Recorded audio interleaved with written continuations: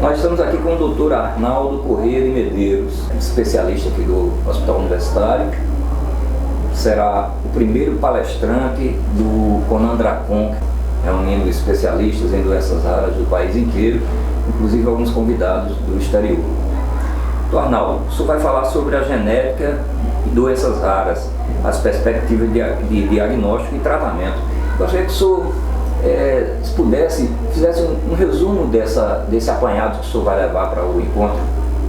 Perfeito. Eu gostaria de primeiro dizer que esse congresso será uma grande oportunidade, talvez a primeira grande oportunidade que a Paraíba está tendo, melhor ainda diria talvez que o Brasil está tendo, né, para que nós pudéssemos discutir, avaliar e pensar um pouco sobre essas doenças que são extremamente importantes para a população brasileira, para a população como todo geral, para a sociedade, que são as doenças raras. As doenças raras se constituem um grupo de doenças extremamente heterogêneas, né? Sobre esse guarda-chuva, por assim dizer, de doenças raras, a gente chama de doenças extremamente heterogêneas, que afetam os mais diversos sistemas orgânicos do nosso organismo, e que nesse congresso a gente vai mostrar que o primeiro passo é tentarmos dar o diagnóstico, né? Como fazermos o diagnóstico, qual o estado da arte de hoje para dar o diagnóstico. Imagine você que tem um filho, um parente próximo, uma pessoa sua, que apresenta uma sintomatologia que muitas vezes é grave e que você não sabe exatamente o que o seu filho possui, né? A evolução da genética nos últimos anos, o sequenciamento gênico humano, foi extremamente importante, foi um evento extremamente importante porque nos permitiu conhecer todos os genes humanos e, consequentemente, a gente poder identificar nos mais diversos processos patológicos essas doenças. A gente vai abordar na nossa palestra quais os métodos diagnósticos que nós encontramos hoje, né? Quais os métodos que estão disponíveis, o que a população pode obter desses métodos e quais as perspectivas diante de um resultado positivo, qual a perspectiva para um possível tratamento, para uma possível evolução, né? É importante a gente salientar que as doenças raras, muitas vezes, elas não têm uma cura, né? Enquanto doença, o tratamento dela, muitas vezes, ela é um tratamento de suporte, né? O que não necessariamente quer dizer que a pessoa venha morrer efetivamente da doença, mas ela pode ter, a gente precisa entender essas doenças para que dar a esses pacientes uma qualidade de vida. Hoje, a medicina do mundo inteiro busca muito mais do que apenas tratar os sintomas, a gente proporcionar ao paciente uma qualidade de vida, né? E nós queremos viver, né? A gente sabe que muitas vezes a gente trabalha com a finitude da vida, né? Todos nós sabemos que um dia iremos morrer de uma forma ou de outra, né? Mas que o que nós queremos é proporcionar, enquanto vida tivermos, uma qualidade de vida para que esses pacientes possam viver, né, na sua plenitude. Um dos pontos, talvez hoje, o mais importante das famílias dessas pessoas que são afetadas por doenças raras, seja a questão do diagnóstico. O senhor falou ainda há pouco, ainda antes de iniciar a entrevista, sobre, se não me engano, na Inglaterra, onde existe todo um mapa genético da população, enfim, de uma parcela importante da população. Eu queria que o senhor explicasse isso e nos dissesse a importância de ter uma coisa dessa, porque parece que o Brasil não existe, no Brasil não existe um trabalho nesse sentido. E se é possível fazer aqui também? Veja bem, as doenças raras têm um componente genético de hereditariedade muito grande, né?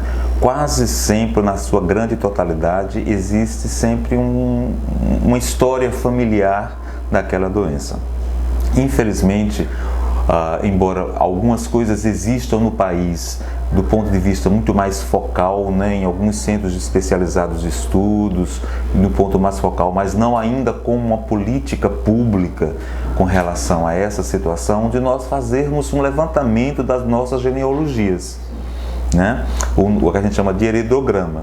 né, que é você saber seus pais, seus tios, seus avós, seus bisavós e assim sucessivamente por várias gerações.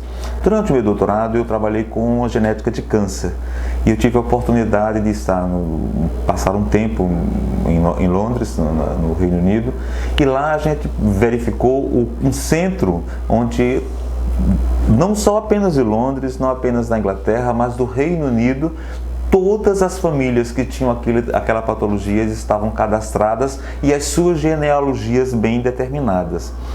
Muitas vezes, começa até por mim mesmo, né? Você pergunta, quem foi seu avô? Você fala, eu tenho mais ou menos, eu sei mais ou menos assim, lembro um pouco do meu avô, já não sei mais quem foi meu bisavô, né? E se ele tinha alguma doença grave, se não tinha, se perde no tempo. A gente não tem um registro, né, genealógico das nossas famílias muito bem feito, né? E isso para as doenças raras é extremamente importante, né? Porque às vezes você vê um novo caso surgindo numa família, você muitas vezes, os pais, as pessoas, os familiares se perguntam por que eu tive esse problema? Né? E às vezes, se você tivesse uma história familiar bem documentada, você talvez pudesse identificar que talvez alguém lá atrás, 3, 4 gerações, 5 gerações passadas, já houve um caso semelhante a esse. Há de se perceber também que a capacidade de diagnóstico evoluiu, né? Muitas vezes, doenças que nós conhecemos hoje, que sabemos identificar muito bem, no passado, essas pessoas, a gente não tinha a menor ideia de como eram essas doenças, essas pessoas tinham uma vida extremamente curta e muitas vezes elas não havia o registro, né, por que aquela criança faleceu, ou de qual o diagnóstico que levou aquele paciente ir a óbito e assim sucessivamente. Por isso que a gente enfatiza que hoje, né, o estudo familiar, né, e os diagnósticos moleculares são extremamente importantes para que a gente poder entender dessas doenças que são tão relevantes para a sociedade brasileira. Em que patamar nós estaríamos aqui no Brasil em relação a esse cuidado? Veja bem, eu acho que nós ainda somos em uma fase bem embrionária, embora já exista hoje no país em uma fase embrionária, porém já com bastante desenvolvimento, né? A gente não pode negar hoje que o país apresente hoje laboratórios que permitem fazer diagnóstico das mais diversas patologias das doenças raras. Hoje nós temos pessoas capacitadas que são capazes de identificar, de estar atento. Este congresso, por exemplo, é um fruto, é um exemplo, né, desse processo de uma atenção que hoje estamos devotando a essas doenças raras, né? Então avançamos muito do que éramos no passado, né? Avançamos muito, mas precisamos fazer muito mais, né? Precisamos ter uma política, embora exista no SUS, né, um programa específico de doenças raras já estabelecido no SUS. A gente precisa cada vez mais, enquanto governo, cuidarmos da nossa sociedade. Existe algum estudo específico que o senhor vai apresentar no congresso? A gente vai levar vários estudos que foram feitos, né, recentemente com relação ao diagnóstico, à evolução e ao tratamento das doenças raras.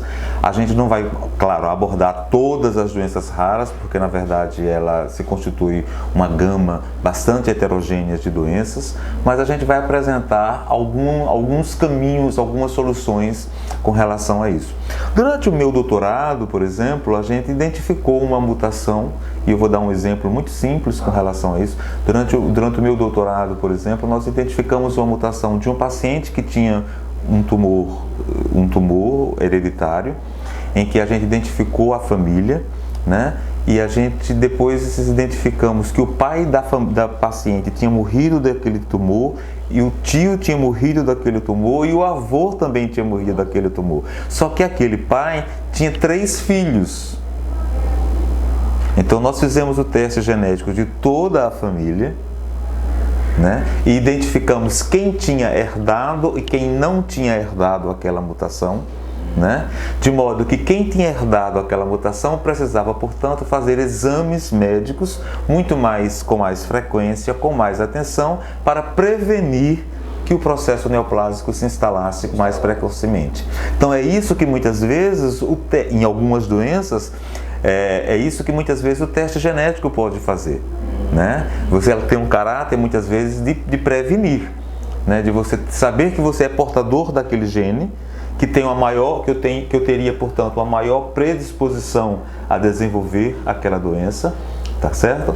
E eu sabendo que eu tenho essa predisposição, eu posso ter um acompanhamento clínico de mais próximo, de modo que à medida que surgir os primeiros sintomas daquela doença, eu possa atacar de maneira clinicamente ou às vezes cirurgicamente, de maneira mais efetiva.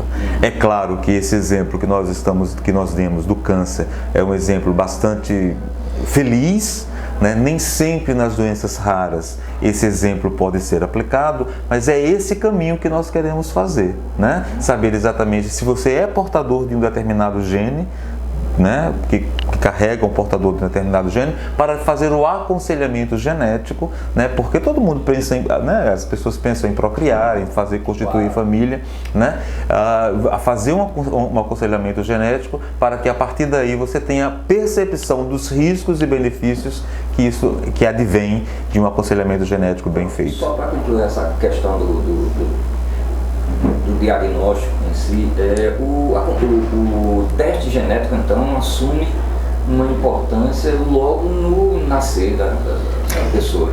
Exatamente. Hoje existem inúmeros testes que tanto pode fazer genético, pode ser feito em nós adultos, mas podem ser feitos testes genéticos ainda na vida intrauterina. Né? Você pode fazer testes genéticos, inclusive na vida intrauterina, porque na verdade o DNA, quando o bebê está formado, né, o DNA ele pode ser obtido por uma amniocentese, que quando você tira, né, você tira o líquido e tem ali as células fetais e você pode analisar o genoma do feto e verificar se ele possui ou não aquelas mutações. Então, na verdade, o teste genético, hoje a gente pode fazer teste genético, inclusive na vida intrauterina. Ainda bebê na barriga. Ainda, como disse o pessoal, com bebê na barriga. Exatamente. E por que isso não é popularizado? É a questão de é caro, é invasivo, do ponto de vista... Veja bem, a maioria dos testes genéticos, ele hoje já não é mais tão invasivo. Claro, no teste intrauterino ele é invasivo, sim, porque eu tenho que, né, tá claro, mas assim, os testes genéticos de uma maneira geral, ele é feito com suave de boca, com sangue coletado, de uma maneira geral é relativamente simples a obtenção da amostra. A grande dificuldade ainda se constitui no custo, né? A grande dificuldade ainda se constitui no custo. Para você fazer um exoma, que você faz um sequenciamento de determinados genes, hoje é um valor relativamente alto para você fazer esse exame.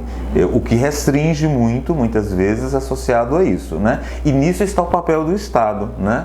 Em poder proporcionar, né, esses exames, né, para quem efetivamente não possa pagar, né? Porque muitas vezes esses exames eles são fundamentais para um diagnóstico precoce, né, para a identificação da doença, para o diagnóstico de certeza e um diagnóstico precoce, para evitar muitas vezes complicações quando você não tem um diagnóstico formado da patologia. Eu vou colocar aqui um exemplo buscando o último assunto que nós abordamos aqui. Uma reportagem foi feita e repercutiu muito essa questão do caso São Mamede, onde foi descoberta uma grande incidência da distrofia, né, de cinturas 2B, até isso já aprendeu. Já aprendi. Vamos dizer que nós tivéssemos um sistema tudo articulado, que o Estado lá oferecesse esse tipo de exame, de diagnóstico, de teste genético, e que a rede de atendimento já pudesse dar o suporte necessário àquela pessoa que um dia fosse, né, porque não é logo no início, né? Depois é que começa a aparecer, vamos dizer que tivesse a rede toda preparada para isso. Trabalhando aqui em suposição, nós teríamos esse quadro que há hoje em São Mamede. Os casos ocorreriam, evidentemente, porque não há uma cura, não há como parar o gene lá dentro da pessoa.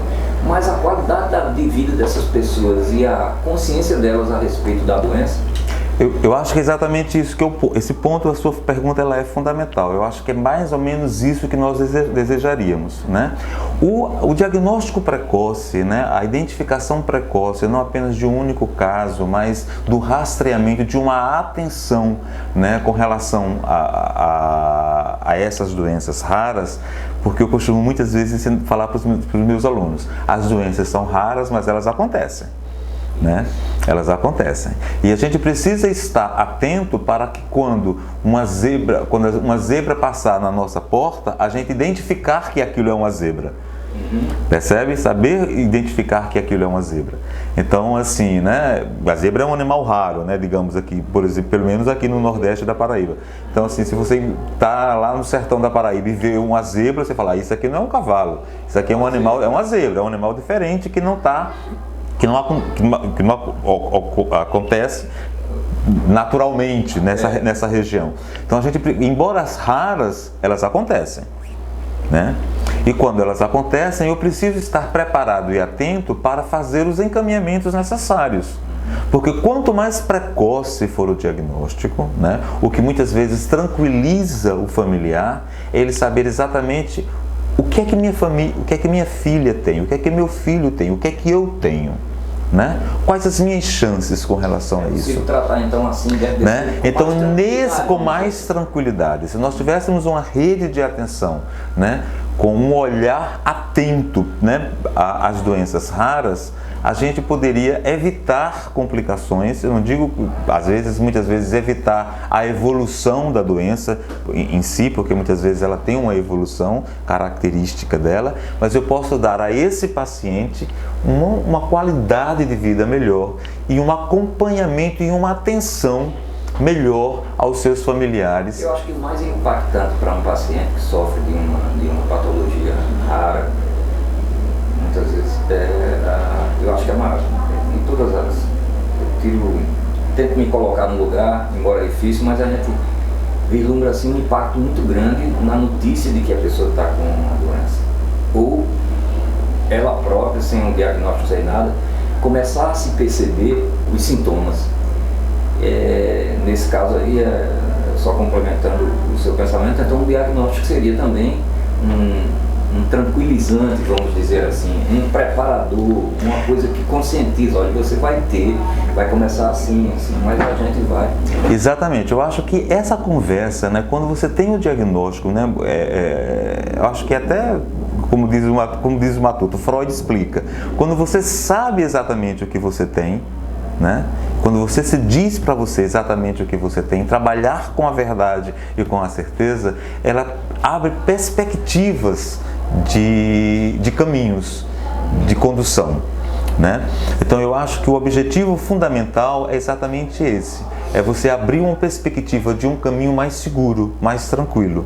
Temos dificuldades, muitas vezes temos uma atenção à saúde complicada, temos um sistema de saúde universal que é excelente, mas que poderia ser cada vez melhor. Mas o que muitas vezes nos impacta é a ausência do conhecimento.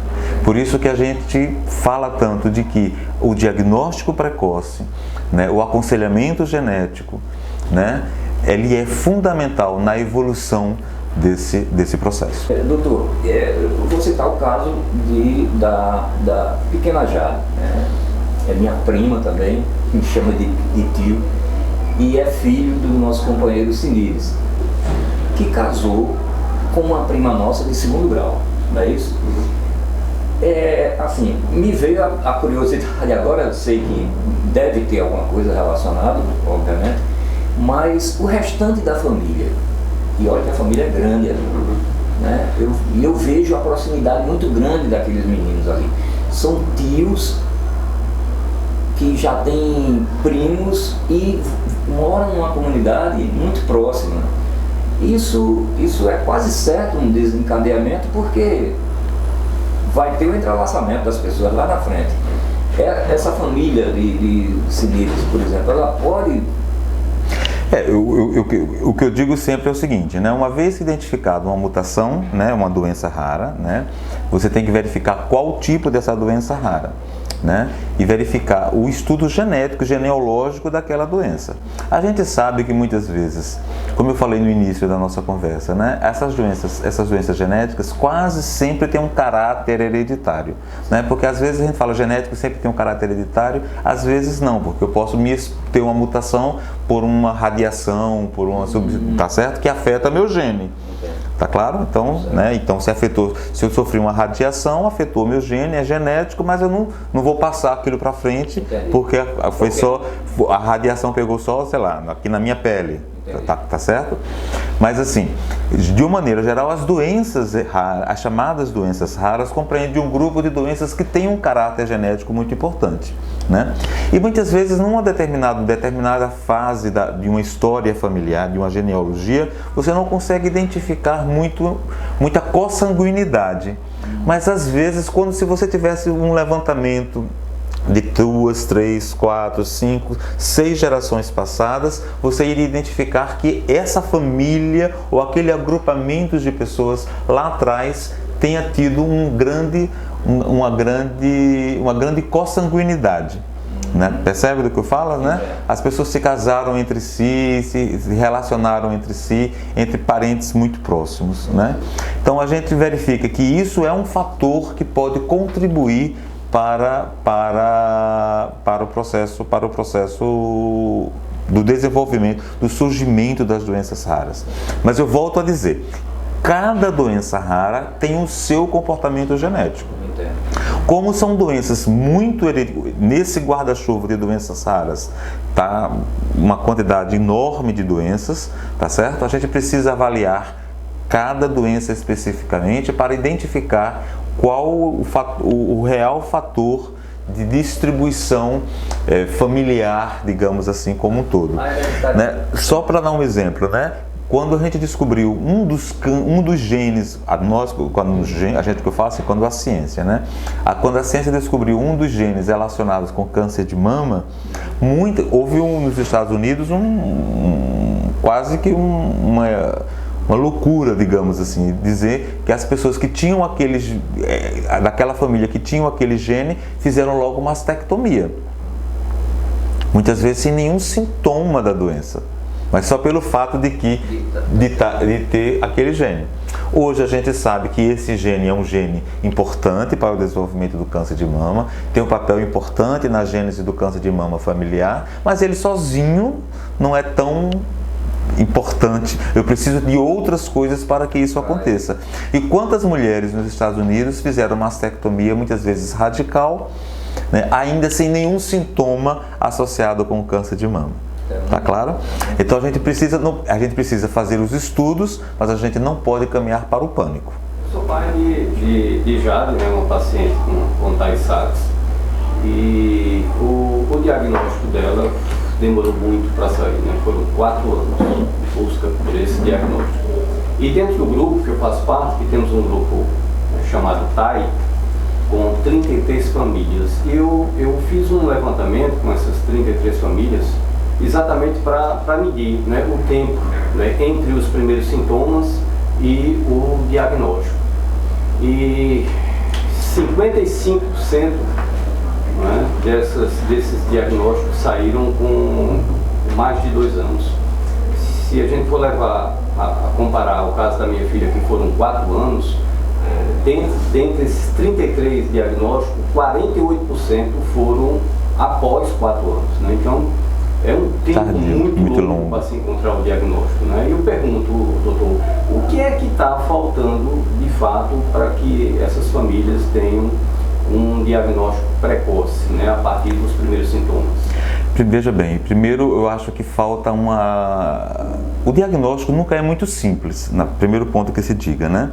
No Brasil hoje, embora tenhamos evoluído muito com relação a isso, a gente ainda tem poucos centros de excelência no diagnóstico de doenças genéticas, digamos assim, né? Melhorou muito com relação ao passado, mas ainda tem uma certa dificuldade. Terceiro, o que eu chamo do diagnóstico diferencial. Muitas vezes o profissional ele não está com um olhar tão atento para pensar primeiro naquela doença, né? É o que a gente chama de diagnóstico diferencial, porque muitas vezes uma criança abre o quadro, por exemplo, com uma convulsão. Percebe?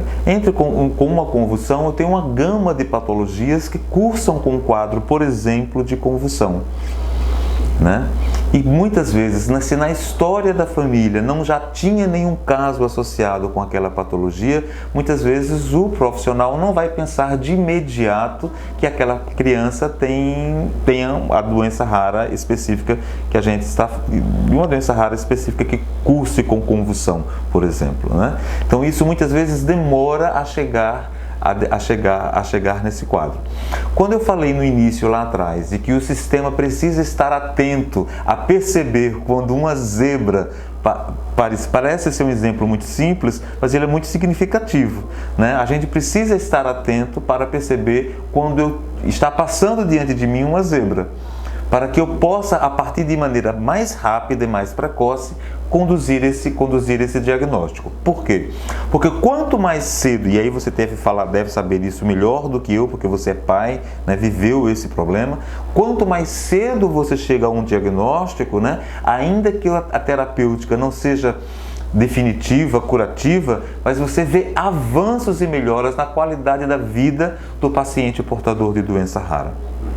Por isso que a gente acha que o diagnóstico e um sistema organizado para esse diagnóstico precoce ou o mais rápido possível, ele é fundamental e salva vidas e dá qualidade de vidas aos pacientes portadores. Por tudo isso, um evento como esse congresso, ele é fundamental para a sociedade, ele é fundamental para as autoridades nos ouvir, ele é fundamental para que o Estado perceba a importância dessas doenças raras. Eu costumo dizer sempre, elas são raras, mas elas são únicas. E é dever do Estado cuidar da sua população, tanto de doenças altamente prevalentes, como de doenças com uma incidência e uma prevalência extremamente baixa. Porque ali eu tenho um contribuinte, eu tenho um cidadão, eu tenho um ser humano que precisa de uma atenção e de um cuidado que faça a diferença. Pois bem, pois sabemos que doenças raras são quase 8 mil doenças raras, em torno disso, né? Muita coisa. E, lógico, para um especialista já é muito difícil, né? Você identificar, né? Através de uma primeira consulta, né? Um encaminhamento, né? Mas, assim, se essa questão dos sintomas, né? Se os médicos tivessem uma preparação, né? Estudassem mais sintomas dessas doenças, né? Que estão muito relacionadas, né? Principalmente doenças de origem genética, os sintomas se assemelham muito, né? Tanto é que minha filha foi pré-diagnosticada como autista por conta dos sintomas serem parecidos, né? E eu acho que no início, na busca pelo diagnóstico, eu acho que fomos a 4 ortopedistas por conta das dificuldades motoras. Então, um pediatra, um ortopedista que ele conhecesse melhor esses sintomas, né, principalmente ligados a essas doenças raras, talvez o próprio ortopedista pudesse dar o encaminhamento naquele momento, que foi um dos primeiros que a gente procurou, dar um encaminhamento correto, que seria uma orientação de um geneticista, né? E pouparia de tantos exames, porque já passou por ressonância, passou por 3 elétrons, passou por exames de choque, que eu nem lembro o nome mais, foi uma tortura, de fato, durante 4 anos. Então, muita coisa poderia ser poupada, né? Custos para o Estado, custos para os planos de saúde, para a família, porque em muitos casos tivemos que pagar a consulta particular, né? Porque o especialista não atendia pelo plano de saúde. Então, talvez fosse, não é, tivesse criasse uma disciplina nas universidades de medicina que os médicos pudessem estudar os sintomas relacionados a essas doenças, talvez fosse... Eu acho que esse é um dos caminhos, né? Por isso que eu volto a insistir na questão da importância da visibilidade, e esse congresso contribui muito para isso, né? A gente precisa chamar a atenção dos nossos clínicos, os nossos estudantes. Eu, como professor, sou professor, né, de farmacologia do curso médico, e eu ensino aos meus alunos, né, a prestar atenção no diagnóstico diferencial, e sempre a gente fala, né, de que as doenças raras, elas são raras, mas elas podem bater a sua porta, às vezes numa frequência muitas vezes maior do que você imagina. E por isso a gente precisa estar atento a esses sinais e sintomas, né? Claro, né? Você tem que primeiro pensar nas doenças mais prevalentes mesmo, porque são essas que mais acontecem, que chegam na nossa porta no dia a dia. Mas eu não posso esquecer das doenças raras, porque elas acontecem, né? Elas chegam na nossa porta, né? E para isso, nesse caso, muitas vezes, né, o jargão, a expressão não é de brincadeira, é fato. Tempo é vida. Tempo é vida. Então, quanto mais a gente correr com o diagnóstico, com a precisão do diagnóstico, eu posso contribuir para uma qualidade de vida diferenciada para aquele paciente portador.